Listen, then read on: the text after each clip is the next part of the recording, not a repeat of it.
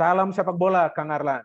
Terima kasih banyak telah meluangkan waktu untuk bicara di channel YouTube Bola Bung Binder.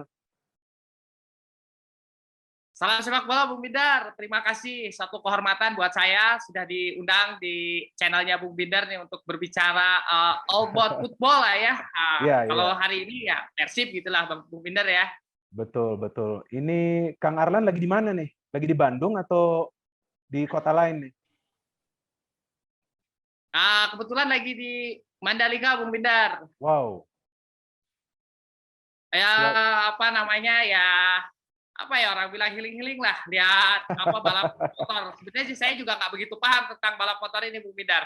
Tapi kita harus apresiasi Indonesia punya sirkuit, kita lihat lah itu kurang lebih begitulah tujuannya, Bung Binder. Betul, betul. Saya juga seandainya ada waktu pasti saya ingin ke sana juga sih, Kang. Ini kan suatu terobosan juga ya, kita punya sirkuit internasional juga dan pembalap-pembalap juga datang ke Indonesia kan, apalagi waktu kemarin tuh mereka sempat keliling juga di Jakarta kan. Iya, iya. Saya nggak tahu soal itu. Kalau saya tahu tadinya mereka akan keliling, pasti saya juga coba standby. Tiba-tiba aja itu muncul di sosial media. Saya nggak tahu juga. Saya kan Bung Binder, padahal kalau lewat Bung Binder bisa ini ya, bisa sapa-sapa kepada mereka. Paling enggak. Ini kan kalau saya jujur hanya tahu pembalap itu Marquez saja, Bung Binder. Yang lainnya saya nggak tahu. Iya, memang dia yang paling disorot juga ya. Paling nggak kan kita bisa ketemu pembalap-pembalap internasional itu kan. Nah, iya betul. Nah, Kang Arlan ini kan supporter dari Persib Bandung ya, Boboto ya. Nah, betul. Kang Arlan ini sudah support Persib sejak kapan, Kang? Wah, aku ini Bung Binder kalau misalnya berbicara Persib sebenarnya dari 97 ya, 97. Kemudian hingga 98 itu terhenti, itu saya sudah mulai sebenarnya 99 Persib juara saya masih kecil ya karena masih di bawah orang tua. 96, 97 itu saya sudah menjadi supporter lah. 98 saya sudah mulai berani berangkat ke stadion, jadi kurang lebih SMP kelas 1 lah udah berani berangkat ke stadion Siliwangi sendiri. 98 hingga terhenti karena reformasi. Kemudian 99 mulai 2000 saya kenangan saya ya selama hidup dan nonton itu 99 Bung Binder ketika Persija. Waktu itu saya masih duduk di kelas SMA kelas 1, kemudian saya coba masuk headline lah di sebuah koran ya karena saya mencoba melakukan teror kepada kiper Persija gitu. Dan akhirnya ternyata dipoto gitu ya. Itulah pokoknya kenangan saya. Oke, pemain idolanya siapa nih di Persib? Yang kapan nih Bung Binder? Kalau saya banyak dari mulai pemain legend sampai pemain sekarang, saya punya banyak punya banyak pemain idola ya. Dan pastinya kalau buat saya semua adalah pemain idola saya. Tapi yang paling kalau di sekarang saat ini kalau misalnya right now gitu kita berbicara Persib saat ini, saya pikir saya masih pegang Freds Butuan sebagai pemain idola saya.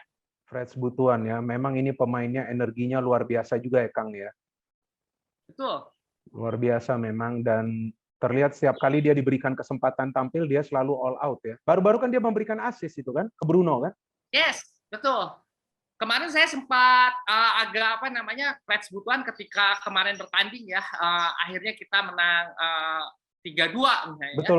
Di mana kemudian akhirnya Freds bisa memberikan assist kepada Jalnando gitu, pada posisi yang menurut saya sebagai pemain wing pada saat itu dia kalau terus berlari di sayap dan bola diumpan ke tengah, saya pikir itu akan sesuatu yang sia-sia dan akhirnya Freds bisa memotong ke tengah gitu kan. Lebih mendekat kepada pemain yang berlari di sebelah kiri dan akhirnya Freds melihat Jalnando free kasih dan cetak gol. Dan menurut saya itu adalah keputusan yang rasional ya dalam sepak bola dan kemudian cukup terhitung lah gitu ya. Ini yang menurut saya menarik buat Freds, dia punya speed dan kemudian dia punya feel yang bagus lah. Ya sempat deg-degan juga dong itu lawan Madura kan udah unggul 0-3 tahu-tahu 2-3. Sangat deg-degan sekali sih sebenarnya karena saya pikir saya setiap klub itu pasti memiliki penyakit masing-masing ya, Bung Binder ya. Maksudnya Bung Binder juga sudah tahu lah. Klub misalnya kita lihat, kalau saya sekarang berbicara Persib gitu ya, saya terkadang punya Persib ini punya penyakit yang sama gitu ya. Ketika misalnya di babak ke-1 dia bermain luar biasa, tapi babak kedua saya yakin kendor gitu.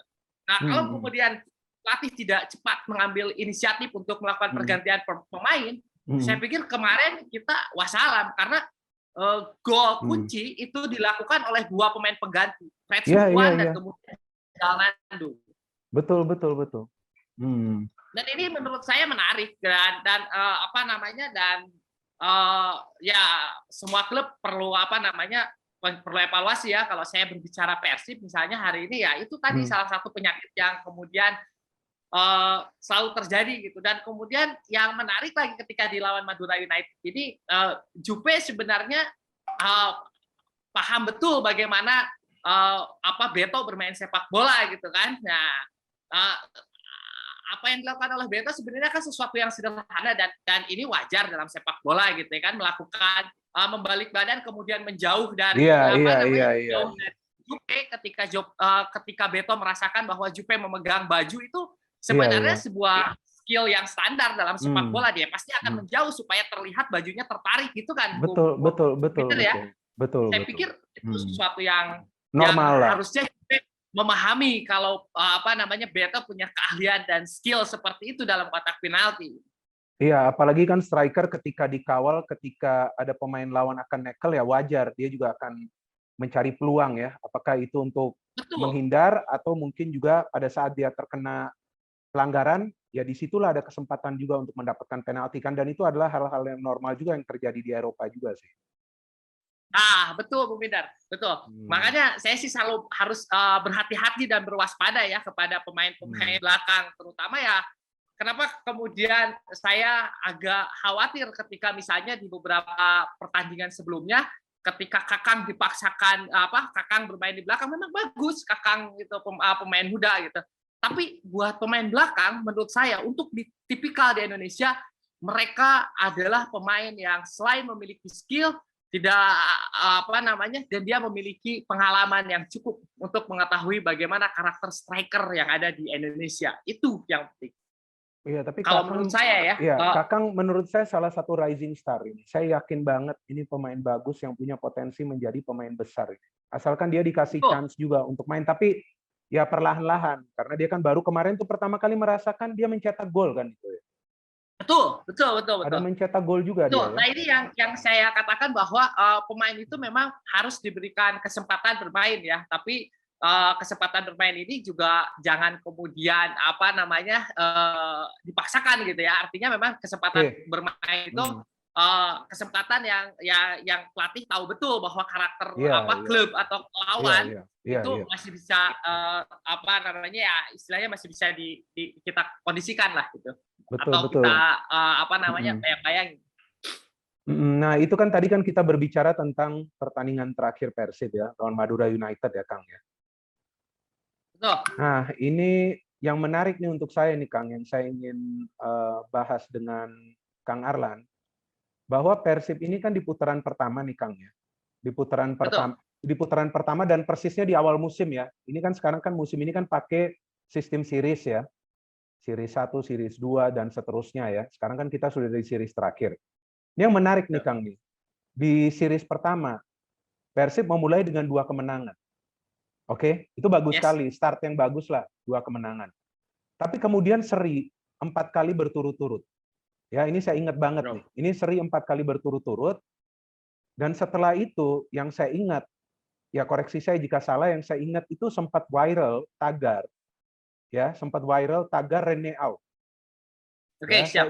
Saya ingat itu sempat ada tagar Rene Out dan itu viral, dan kemudian saya juga melihat bagaimana para supporter juga menginginkan suatu perubahan, ya kan? Itu yang diinginkan. Tapi ini menurut hemat saya nih, Kang ya, mungkin juga saya salah pemikirannya, ya. Seandainya tempo hari atau ketika itu, ya, atau mungkin beberapa saat setelah itu, manajemen melakukan menghentikan kerjasama dengan Coach Robert, saya nggak yakin bahwa Persib ini akan berada di posisi seperti sekarang. Ini bukan saya membela siapa-siapa, tapi ini hanya menurut saya nih. Seandainya tempo hari, oke lah kita ganti pelatih, seumpamanya. Saya nggak yakin Persib ini akan berada di peringkat nomor 2 untuk sementara ini. Seperti sekarang, dan punya chance besar untuk menjadi juara. Kalau menurut Kang Arlan bagaimana?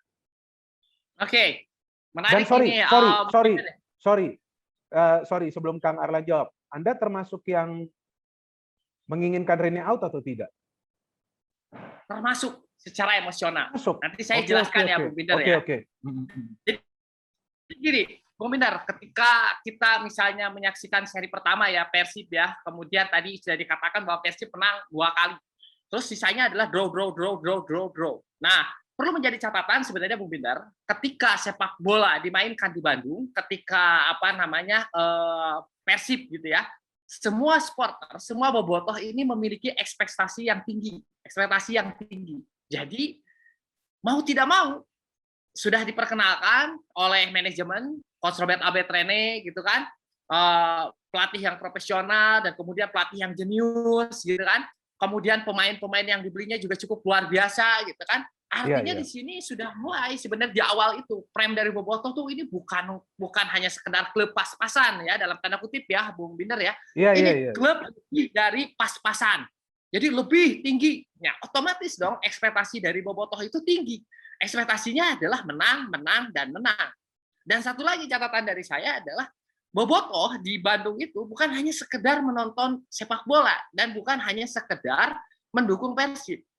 Yang menarik dari Bandung dalam konteks penelitian saya ya, selama saya kemudian nonton Persib berpuluh tahun, rata-rata bobotoh itu selain bisa suka menonton sepak bola dan mendukung Persib, mereka itu adalah bisa juga bermain sepak bola. Sehingga apa yang ditonton pada saat itu ketika misalnya Coach Robert Abed Rene dengan kita lihatlah beberapa kali gitu ya, ketika draw itu strategi tidak pernah jelas, pemain bingung gitu kan. Wajar kalau menurut saya ketika itu, walaupun hasil tidak menang juga tidak kalah tapi draw. Tapi buat bobotoh itu sesuatu yang tidak menarik untuk ditonton gitu. Kita pernah kalah gitu ya, tapi ketika pemain gila-gilaan mati-matian bermain dengan dengan spek lawan yang di atas rata-rata dari Persib, it's okay, kita terima gitu. Tapi kemarin itu kita draw pada saat itu adalah dengan spek lawan yang di bawah Persib. Dan kenapa kita harus draw? Kan ini sebenarnya secara rasional ya kita wajar dong harus melakukan evaluasi lah.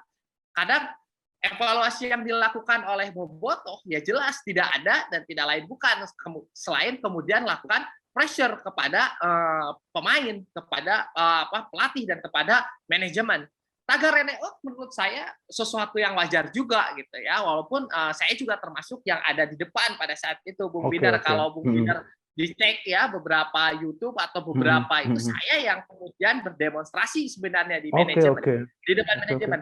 Tapi menurut saya ini sesuatu yang sehat saja gitu, dan kita juga tidak membuat Persib menjadi seperti apa. Bahkan beberapa pemain ketika di demonstrasi, di demo gitu lah, kita lah istilahnya ya, saya termasuk yang kecewa pada saat itu, kurvanya naik. Naik, betul, jadi betul. Naik. Jadi kalau menurut saya adalah leveling buat Coach Robert sebagai pelatih gitu ya, Coach Robert Abed Rene menyikapi sesuatu yang terjadi. Saya pikir dia juga positif. Jadi dia tidak stres, ya bahkan Coach akhirnya juga bisa membuktikan ini loh Persib yang saya maksud ini loh. Oke, nggak jadi masalah walaupun kalau dilihat secara prestasi misalnya ketika di putaran ke-1 Persib itu kan ada di 3 besar Bung Binder gitu. Tapi sayangnya adalah ketika itu memang permainannya tidak enak dilihat, gitu. Nggak asik gitu. Nah ini yang menurut saya ini. Nah kemudian pertanyaan Bung Binder yang kedua yang menarik juga menurut saya. Kalau seandainya pada saat manajemen mengiyakan Rene out, nah ini ya saya meyakinkan karena tidak ada dalam sejarah panjang sepak bola yang saya tahu ya Bung Binder ya pergantian pelatih di tengah musim atau di tengah liga sedang berjalan itu akan menjadi lebih baik. Exactly. Nah, itu yang saya tahu itu Enggak, yang betul, saya betul, tahu, betul, itu betul. tidak ada sama sekali. Bahkan Betul. misalnya kalau kita cek di Indonesia, ya prestasi yang tingginya ketika pergantian pelatih ya mereka stay aja di situ. Betul, Atau betul. bahkan misalnya kita lihat, sorry ya saya bergeser ke klub tetangga atau kemudian Persipura yang pada saat itu turun, nah, akhirnya kan menjadi sesuatu yang sulit ya gitu, karena untuk menyatukan chemistry itu memang susah. Susah. Benar ya. Dan saya tidak yakin sekali pada saat itu kalau Rene out Persib ada di posisi sekarang. Tapi yang saya lakukan dan mungkin ada bobotoh lain yang lakukan ini hanya mensupport dengan cara yang lain gitu. Iya. Karena sekarang faktanya Kang Arlan, tim-tim yang berada di atas, yang berada di top 5, itu pelatihnya masih sama sejak awal musim. Yes, betul. Dan mereka juga nggak langsung start, wah langsung menang, enggak. Justru ada lain tim yang sebelumnya berada di papan atas, justru sekarang sudah bergeser ke papan tengah. Oke, betul. Ya kan, jadi itu yang tadi saya coba katakan bahwa Persib ini sebetulnya saya sepakat dengan Kang Arlan bahwa ini pemain-pemainnya istimewa. Dan betul juga sih, cara permainannya di putaran di series pertama itu beda banget. Setelah ada tuntutan dari supporter ini, tiba-tiba kan menang terus-menerus tuh. Ya kan, di series kedua menang terus-menerus dan permainannya tiba-tiba bisa berubah. Betul, seri kedua itu sapu bersih. Sapu bersih. Menang sapu bersih. Betul. Sampai disambut sama bobotoh di sana. Sapu bersih. Ya betul. Nah, satu lagi hal yang menarik nih ya, Kang ya, bahwa kalau kita melihat musim ini kan kalau menurut saya extraordinary league ya. Karena kenapa? Kita melaksanakan liga ini dengan new normal. Artinya dengan sistem series, bubble to bubble. Kita lihat bahwa Persib Bandung itu tidak ada main di Jawa Barat ya, jika saya tidak salah ya. Nggak ada main di Jawa Barat kan, hingga kali ini kan nggak ada main di Jawa Barat. Tapi justru main di venue netral, Persib bisa berada di peringkat nomor 2 untuk sementara ini. Dan di putaran kedua ini, yang saya melihat nih Kang, ya saya perlu mengatakan apa adanya sih bahwa Persib ini berubah total. Kenapa saya mengatakan berubah total? Karena tertinggal bisa comeback, lawan tim kuat bisa menang. Kemudian dalam pertandingan menguasai jalannya pertandingan. Bisa mencetak banyak gol. Ada pemain baru yang masuk di putaran kedua, bisa perform, bisa memberikan kontribusi. Nah, ini kalau saya melihat, ini jalurnya memang udah jalur juara sih. Kalau saya melihatnya, bukan saya meremehkan Bali, enggak, Bali pun sama bagusnya. Cuman maksud saya, Persib ini kan nggak bermain di wilayah Jawa Barat. Apalagi kita bicara di kota Bandung gitu loh. Ya kan, mereka mainnya kan di luar terus. Ini sebetulnya secara psikologis kan nggak gampang untuk para pemain. Iya dong. Walaupun nggak ada penonton loh. Memang nggak ada penonton, nggak ada pressure dari penonton, tapi main di venue netral. Ya kan, berapa lama itu mereka tinggalkan rumah mereka lah, tinggalkan keluarga mereka. Ya kan? Tapi sekarang mereka berada di posisi urutan nomor 2. Nah, menurut Kang Arlan bagaimana? Ini kalau menurut saya ini nggak gampang cara seperti ini sih, bisa stand terus di posisi kedua sekarang. Ini menarik sebenarnya Bung Bindar ketika berbicara misalnya konteks liga ya, saya bisa katakan liga ini di luar normal ya, di luar normal artinya ya tadi dikatakan seri per seri, kemudian ada banyak hal ya, dan kemudian yang dipilih adalah venue-nya Jakarta, kemudian geser ke Yogyakarta kalau Persib ya kemarin, kemudian geser lagi ke Bali. Untuk saya melihatnya, kalau misalnya dalam konteks ini semua tim mengalami hal yang sama. Ini tidak mudah, gitu. Tidak mudah untuk yang tadi katakan Bung Bindar. Yang paling diuntungkan adalah yang pertama ya kalau kita ada di track juara ya memang betul. Tapi yang paling diuntungkan Bali. Yang pertama adalah ketika Bali misalnya berbicara dalam konteks kita semua ada di zero standar ya. Artinya semua klub pada saat pandemik semuanya istirahat, tidak ada ikut kompetisi. Ya paling tidak Menpora kemarin lah terakhir ya sebelum ini. Tapi Bali sebelumnya sudah AFC dulu gitu kan. Ini sudah banyak yang diuntungkan lah. Kemudian yang saya menjadi heran, ini terlalu lama juga di Bali. Iya. Bali ini cukup luar biasa loh, Bung Binder, dengan persoalan apapun ya, ketika misalnya di Bali menjadi magnet para wisata buat mereka di sana, akhirnya juga banyak juga pemain yang akhirnya harus harus off ketika posisi dia terkena dampak COVID gitu ya. Itu kan banyak juga. Nah, tapi di sini federasi tidak mengambil langkah yang serius gitu. Masih mempertahankan posisi pertandingan ada di Bali. Berbeda ketika misalnya di Yogyakarta. Di Yogyakarta fine, tidak ada yang terkena COVID. Kemarin ada beberapa pemain dari dari klub lain, entah itu Persib, ada yang kemudian dia harus terhenti karena pemainnya positif. Sebenarnya federasi harusnya mengambil keputusan untuk misalnya memindahkan ke wilayah yang lebih netral. Saya pikir wilayah yang lebih netral di Indonesia banyak, tidak hanya Bali gitu ya. Kalau kita bisa sebut misalnya Kalimantan juga oke. Itu lebih fair kalau menurut saya di sana. Kos untuk juga untuk kos untuk di sana juga sama seperti di Bali karena nggak kemana-mana juga kan. Dan ini saya juga agak heran dan kemudian orang bisa mengatakan bahwa sepertinya kita sepertinya Bali dalam tanda kutip juga ya Bung Binder sepertinya sudah dikondisikan dengan hal ini gitu. Saya sih walau alam ya, saya walau alam juga, tapi pada kenyataannya seperti ini. Walaupun parah, tapi kan teman-teman pemainnya tidak semua orang Bali. Ini bukan persoalan pemainnya bukan orang Bali, bukan. Tapi secara psikis, penyerapan energi bertanding di tempatnya di satu wilayah, buat pemain itu membuat pemain itu makin percaya diri dengan rumahnya gitu loh. Walaupun mereka tidak bermain di stadion sendiri. Bali kan tidak bermain di stadion sendiri, tapi ruhnya gitu loh. Semangatnya itu kan ya sama seperti begini Bung Binder, Persib apakah bermain di GBLA? Kan mainnya di Jalak Harupat, di tempat orang di Kabupaten Bandung. Tapi yang paling penting itu adalah mereka mendapatkan ruhnya. Itu tidak pernah dikasih kesempatan untuk itu kan Bung Binder, betul nggak? Jadi sebenarnya ya saya tidak tahu bagaimana federasi mengatur bukan mengatur ya Bung Binder, sorry. Saya mengatakan bahwa seri ini dipilih di Bali.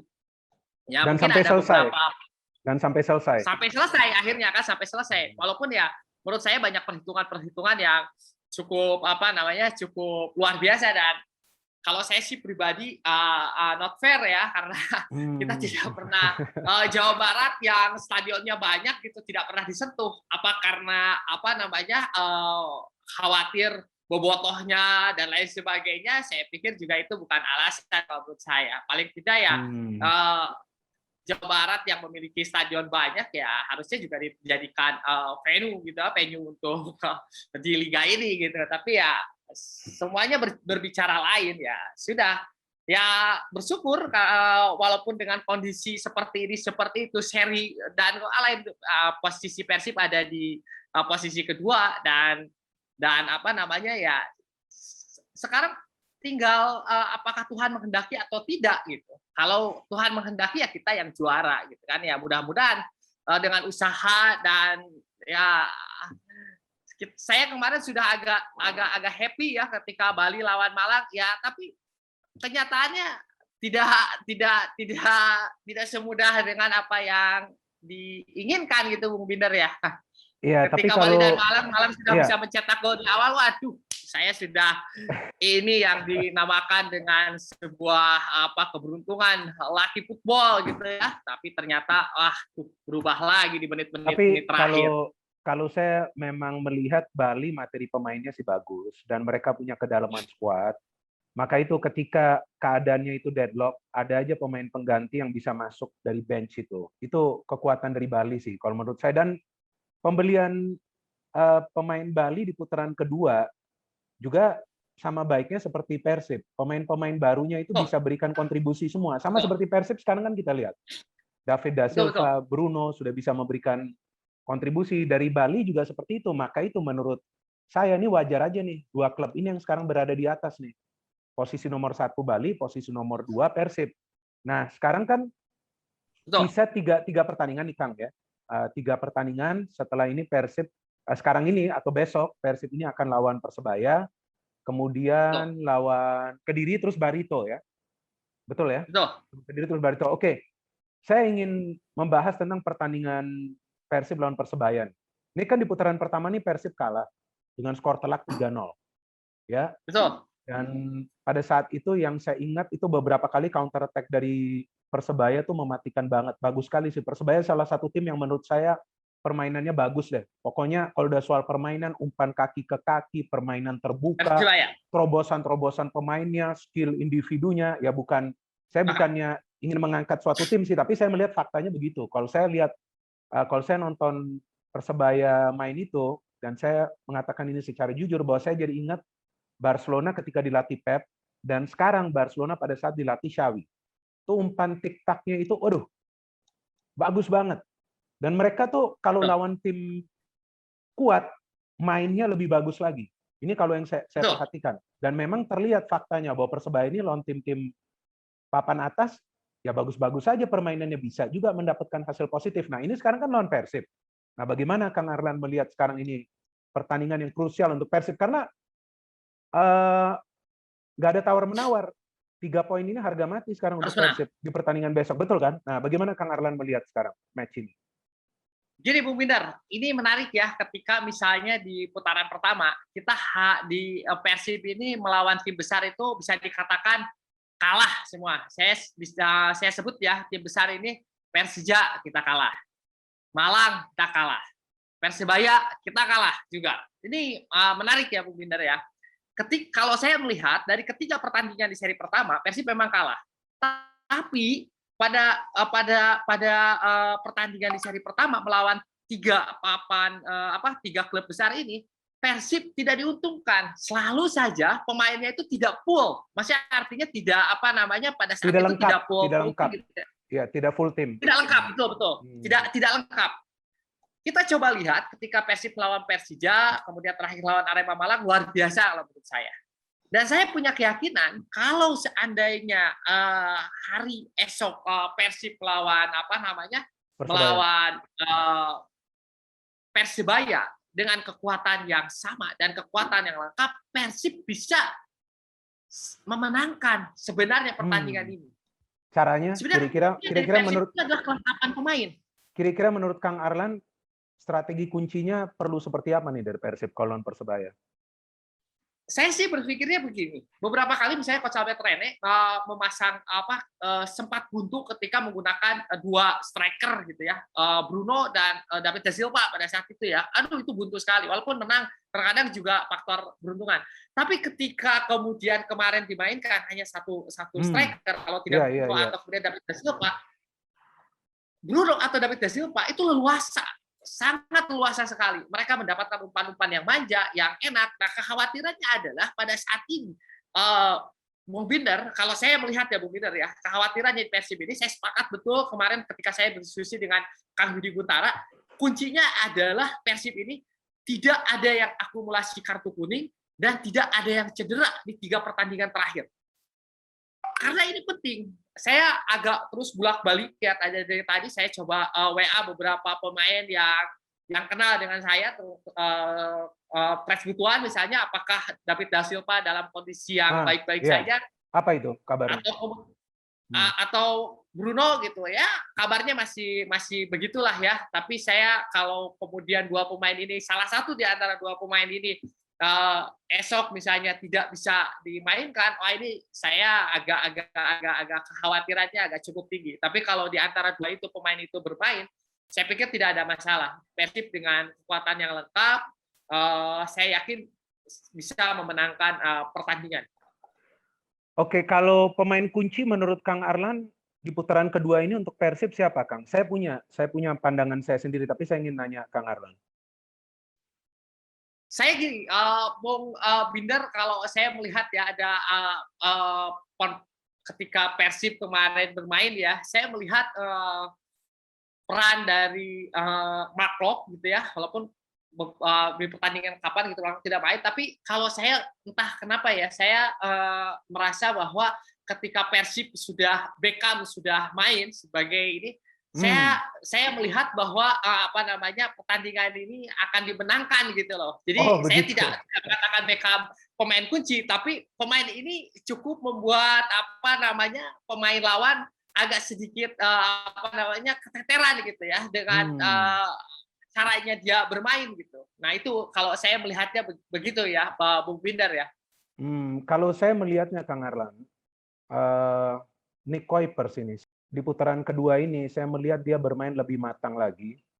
Ketika dia disuruh main marking, saya melihat kok nggak ada pemain yang bisa lewatin dia ya, apalagi one on one. Ini kalau saya melihat bahwa pengawalan dia tuh ketat dan dia menjadi pemain yang lebih sering bisa memenangi duel header.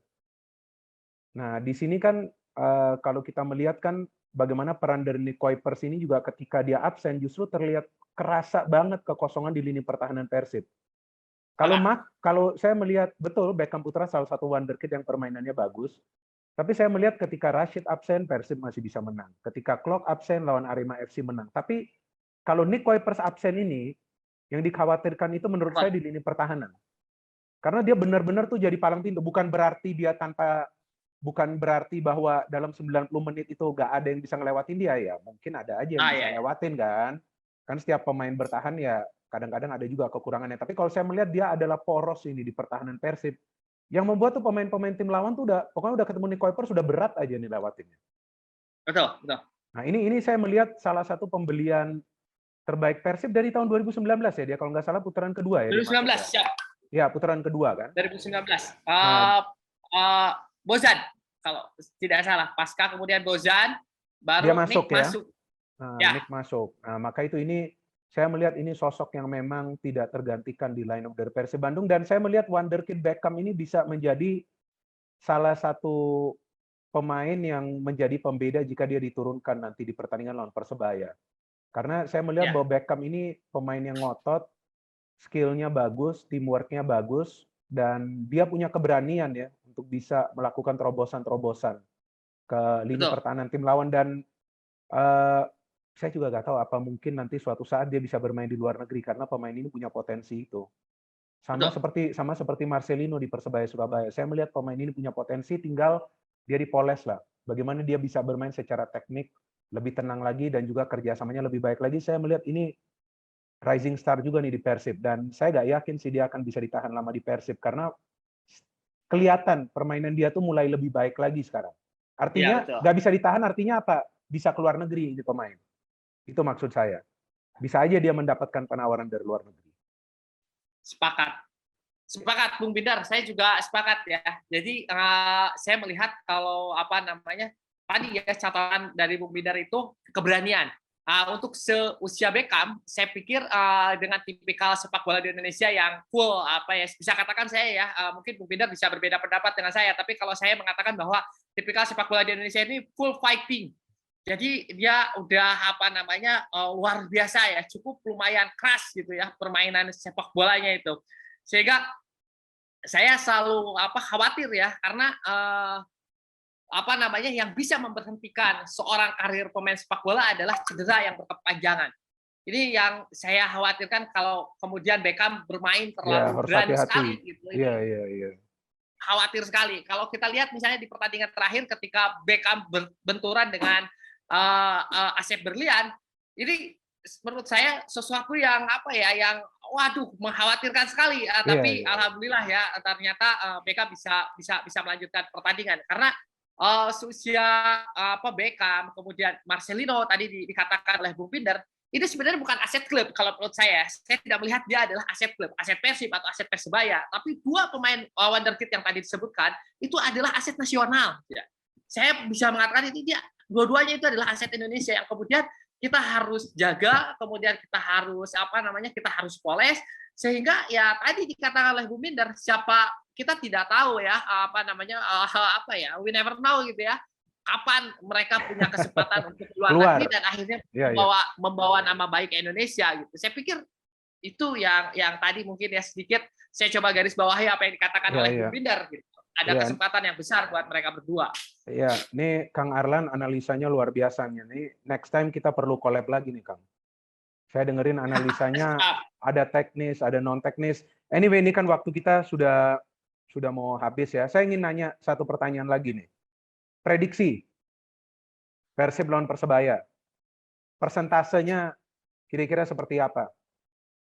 Oke, Bung Binder, ini yang menarik ya ketika Persib lawan Persebaya. Pertandingan ini pertandingan nanti ya, saya sudah bayangkan gitu ya, walaupun pertandingan belum dimulai, saya sudah membayangkan bagaimana serunya pertempuran di lini tengah. Pertama, yang kedua adalah bagaimana mereka saling jual beli serangan. Ini saya sudah bayangkan lah begitu. Kalau Persib kemudian konsisten dengan bermain di dengan cara bermain di 3 pertandingan terakhir ya, Bung Binder ya. Saya pikir ini menarik, dan Persebaya juga konsisten dengan cara bermain di beberapa pertandingan terakhir. Saya melihat bahwa ini akan menjadi pertandingan yang enak ditonton dan kemudian akan menghibur banyak masyarakat Indonesia, sehingga walaupun tentunya berbicara dalam sepak bola ya ada yang menang, ada yang kalah, dan ada juga yang seri. Tapi saya masih meyakinkan dan optimis bahwa Persib yang akan menang dengan prediksi ya menurut saya rasional sih pada saat ini ketika saya mengatakan bahwa saya akan menang 2-0, Bung Binder ya. Dan situasi pertandingan bola di 55% akan dikuasai oleh Persib. Dan ini saya pikir rasional, dengan catatan Persib akan bermain full, lengkap dan konsisten seperti pertandingan sebelumnya. Oke. Ya, makasih Kang Arlan untuk waktunya. Dan kita tunggu saja pertandingan besok. Nanti seperti apa, tentu yang kita harapkan bahwa pertandingan berjalan seru, lancar, dan juga kedua tim bisa menampilkan permainan terbaik mereka sambil kita tunggu nanti. Hanya tinggal 3 pekan lagi nih, Kang Arlan dari Liga 1 ya. Oke, betul, makasih. Ya, makasih banyak Kang Arlan, semangat terus. Oke, terima kasih Bung Peter. Ya, makasih banyak Kang Arlan. Yang penting sepak bola harus menjadi sarana yang baik untuk masyarakat Indonesia. Ada edukasinya, kemudian ada hiburannya. Terima kasih Bung Peter sekali lagi. Thank you Kang Arlan. Salam sehat Bung Peter ya. Iya, sama-sama Kang Arlan.